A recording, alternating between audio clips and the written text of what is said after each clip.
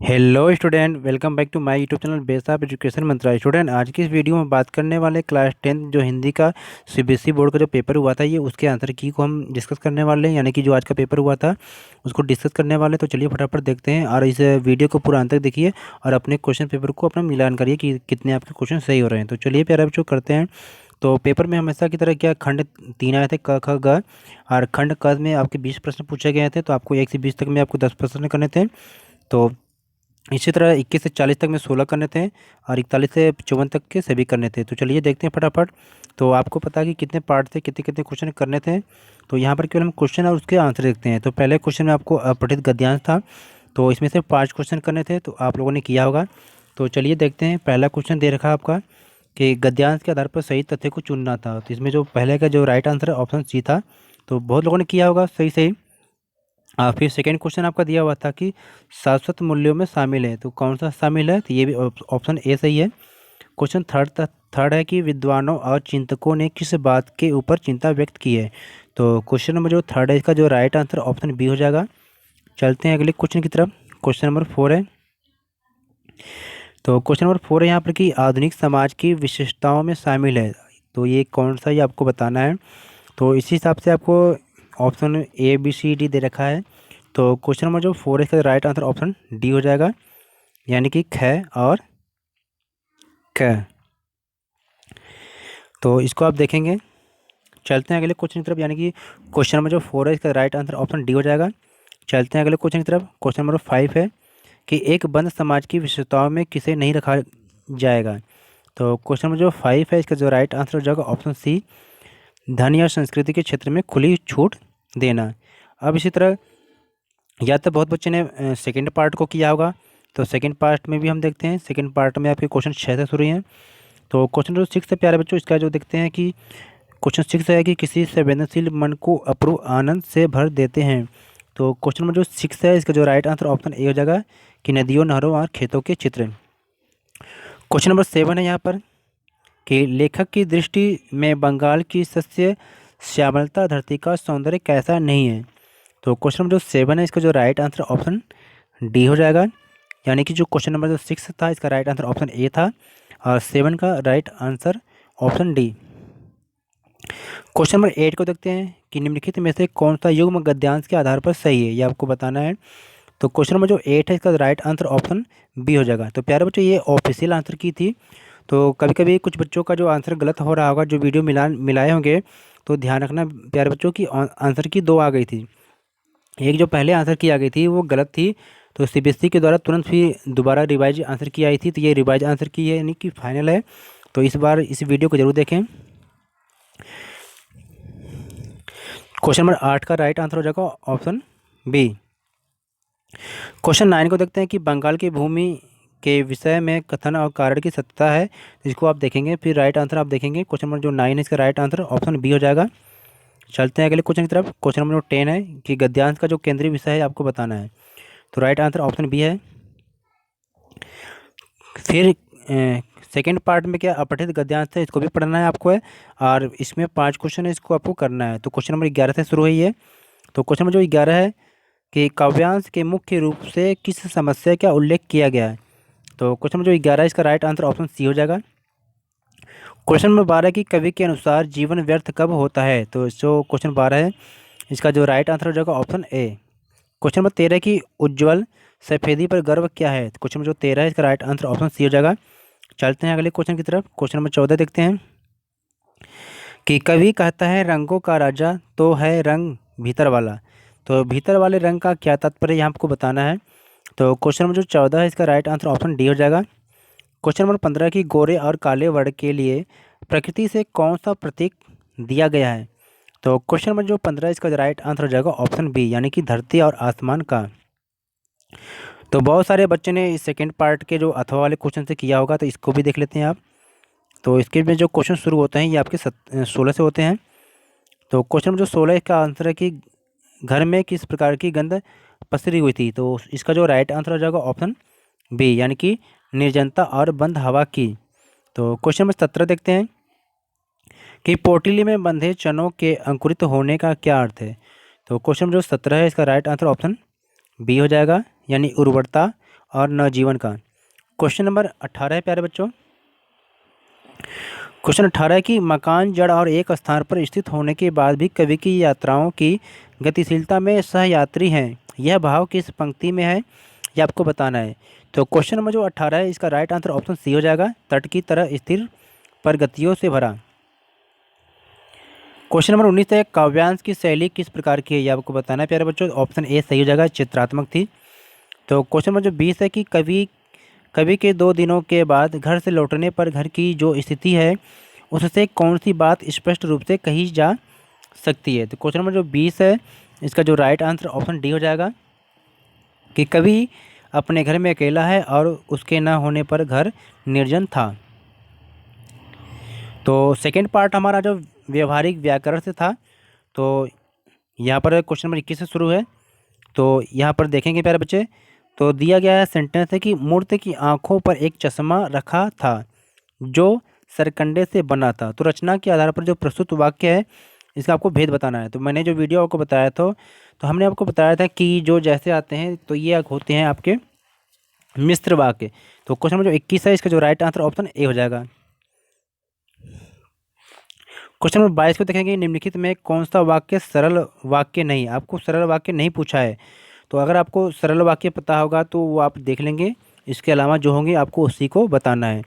तो question number जो 22 है इसका जो राइट आंसर हो जाएगा ऑप्शन सी, यानी कि अंतरा विद्यालय नहीं गई पर क्यों यह पता नहीं, यानी कि। क्वेश्चन नंबर आपका 23 है कि जब बाल गोविंद भगत खेतों में रोपाई कर रहे थे तब लोग उन्हें कनखियों से देख रहे थे, यहाँ रेखांकित आश्रित उपवाक्य का भेद होगा, आपको बताना है।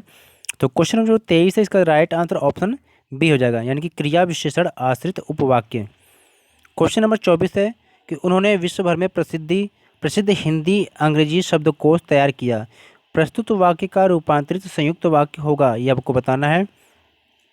तो क्वेश्चन नंबर जो 24 है इसका राइट आंसर ऑप्शन डी हो जाएगा। क्वेश्चन नंबर 25 देखते हैं कि निम्नलिखित में मिश्र वाक्य आपको बताना है, यानी कि जो रचना के आधार पर जो आपके रूपांतरण थे इससे ज़्यादा क्वेश्चन आए हैं। तो क्वेश्चन नंबर जो 25 है इसका जो राइट आंसर ऑप्शन सी हो जाएगा कि जिसने भी परिश्रम किया वह अवश्य सफल होगा। तो फोर्थ पार्ट में हम देखते हैं कि वाच्य पर आधारित 4 प्रश्न दिए गए थे। तो क्वेश्चन नंबर जो 26 से शुरू है, तो इसका राइट आंसर देखते हैं 26 का, जो अध्यापक द्वारा कक्षा का जायजा लिया गया है। तो वाक्य में आपको प्रयुक्त वाच्य बताना कि क्या है। तो क्वेश्चन नंबर जो 26 है का जो राइट आंसर ऑप्शन बी हो जाएगा, यानी कि कर्मवाच्य है। क्वेश्चन 27 है कि निम्नलिखित वाक्यों में कौन सा कर्मवाच्य नहीं है, कौन सा कर्मवाच्य नहीं ये आपको बताना है। तो क्वेश्चन नंबर 27 का राइट आंसर ऑप्शन बी हो जाएगा। क्वेश्चन नंबर 28 है प्यारे बच्चों, क्वेश्चन नंबर 27 का right answer option B. Question number 28 है कि हमसे इतनी तकलीफ सही नहीं जाती, तो कर्तवाच्य में आपको इसको बदलना है। तो क्वेश्चन नंबर 28 का राइट आंसर ऑप्शन सी हो जाएगा। क्वेश्चन नंबर 29 है कि निम्नलिखित में कौन सा कर्तृवाच्य का उदाहरण है, ये आपको बताना है। तो क्वेश्चन नंबर जो 29 है इसका राइट आंसर ऑप्शन डी हो जाएगा। क्वेश्चन नंबर 30 है कि राधा अब उठ बैठ सकती है, तो इस वाक्य का भी भाववाच्य में आपको रूपांतर करना है। तो क्वेश्चन नंबर जो 30 है इसका राइट आंसर ऑप्शन ए हो जाएगा।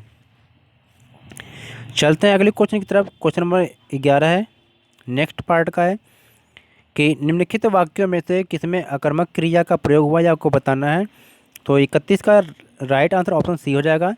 क्वेश्चन नंबर 32 है, यह मेरा पसंदीदा रेस्तरां है, तो रेखांकित पद का आपको परिचय देना है। तो क्वेश्चन नंबर जो 32 है इसका जो राइट आंसर है ऑप्शन बी। क्वेश्चन नंबर 33, उफ क्या सोचा था क्या हो गया, तो रेखांकित पद का आपको परिचय होगा, तो ये आपको बताना है। 33 का जो राइट आंसर ऑप्शन बी हो जाएगा। तो 33 का जो राइट आंसर है ऑप्शन बी है। चलते हैं अगली क्वेश्चन की तरफ। क्वेश्चन नंबर 34 34 कि मन की कोमलता अक्सर चोट खा जाती है, तो इसमें आपको रेखांकित जो पद है इसको बताना है। तो क्वेश्चन नंबर 34 है इसका जो राइट आंसर हो जाएगा, 34 का जो राइट आंसर हो जाएगा ऑप्शन डी।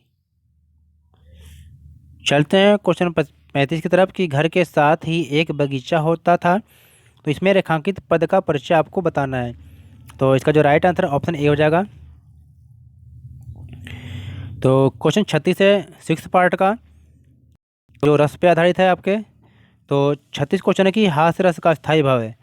तो अभी मैंने इसको ही कराया था, हास्य रस का जो स्थायी भाव है, तो ये हास्य है, ऑप्शन बी है 36 का।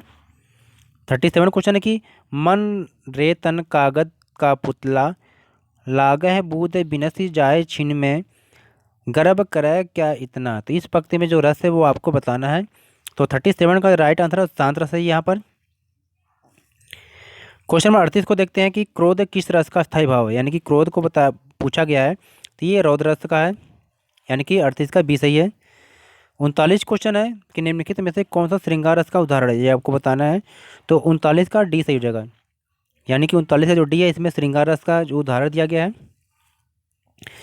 क्वेश्चन 40 है यहाँ पर कि रस निष्पत्ति के लिए किन किन की आवश्यकता होती है। तो क्वेश्चन में जो 40 है, जो राइट आंसर ऑप्शन ए है, विभाव, अनुभाव, संचारी भाव। क्वेश्चन 41 की तरफ चलते हैं, खंड ग से, जो सभी करने अनिवार्य थे। तो 41 का जो पहला क्वेश्चन आपका 41 में रखा कि प्रस्तुत गद्यांश में किस माह का उल्लेख नहीं हुआ है। तो 41 का जो राइट आंसर है ऑप्शन ए, यानी कि इसमें आश्विन माह का उल्लेख नहीं हुआ है। 42 क्वेश्चन है, बाल गोविंद भगत गाते गाते मस्त हो जाते, सुरूर में आते उत्तेजित हो उठते से आप क्या समझते हैं। तो क्वेश्चन में जो 42 है इसका जो राइट आंसर है ऑप्शन डी। 43 क्वेश्चन है आपका कि भगत के विषय में इनमें से कौन सी बात ठीक नहीं थी, आपको बताना है। तो 43 का राइट आंसर ऑप्शन सी है कि बहुत अधिक सर्दी में उनकी उंगलियां खंजड़ी पर चल नहीं पाती थी। क्वेश्चन 44 है कि लेखक ने अपनी दिनचर्या के बारे में अलग से रेखांकित करने वाली कौन सी बात बताई है। तो 44 का जो राइट आंसर है बेटा ऑप्शन बी। चलते हैं अगले क्वेश्चन की तरफ। 45 क्वेश्चन है कि पूरब में लोही लग गई थी, वाक्य का अर्थ है ये आपको बताना है। तो 45 का जो राइट आंसर है ऑप्शन डी, यानी कि पूरब में सूर्य निकलने से पहले ही लालिबा है।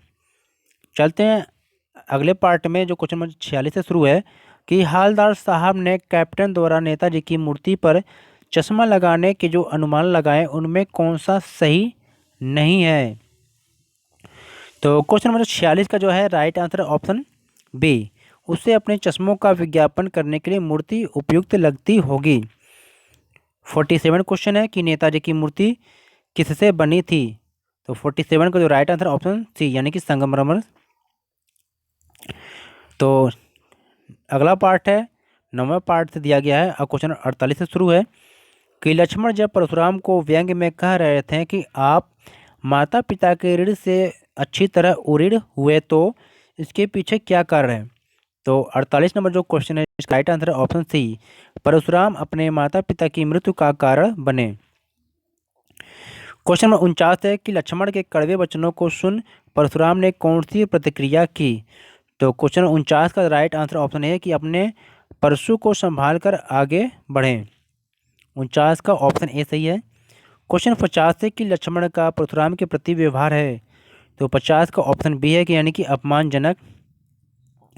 क्वेश्चन 51 है कि परशुराम को भृगुबर क्यों कहा जा रहा है। तो 51 का जो राइट आंसर है ऑप्शन डी, क्योंकि वे भृगु ऋषि के वंशज थे। क्वेश्चन 52 है कोई नहीं जान विदित संसारा का तात्पर्य यहाँ पर है आपको बताना है। तो क्वेश्चन नंबर जो 52 है इसका जो राइट आंसर ऑप्शन बी हो जाएगा, संसार भर में इसे कौन नहीं जानता।